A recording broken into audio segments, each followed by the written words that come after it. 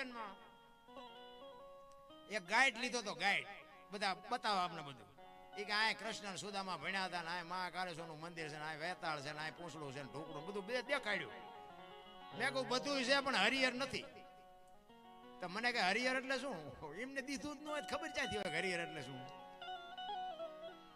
મેં કીધું હરિહર એટલે મફત ખાવા દે ને હરિહર કે મને કે મફત તો નહીં દેતા હોય. મેં કીધું હાલ મારી ભેગો. તો મને કે જેટલા દી મેં તું જીવતા સુધી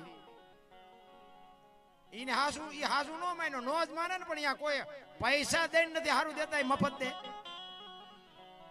આપણી બાપુ ઈ ધરતી શેરા. તમે જો રામદેવજી બાપા જન્મ્યા ક્યાં ને ક્યાં વી આવ્યા, કૃષ્ણ પરમાત્મા ક્યાં જન્મ્યા ને ક્યાં વી આવ્યા, મીરાબાઈ ક્યાં જન્મ્યા ને ક્યાં વી આવ્યા. વિચાર તો કરો આપણે ઈ ધરતી ઉપર આપણો જન્મ થયો છે.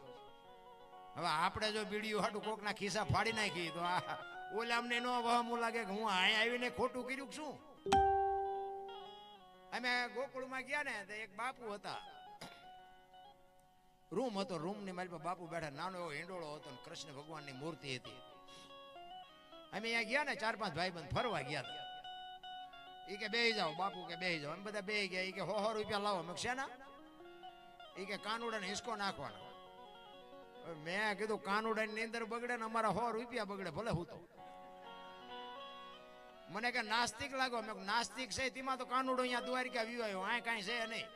કાનુડો અમારી ભેગો છે. આ તો તમે આવી દુકાનો નાખી કાનુડાના નામ બધું આમ જ હાલે છે.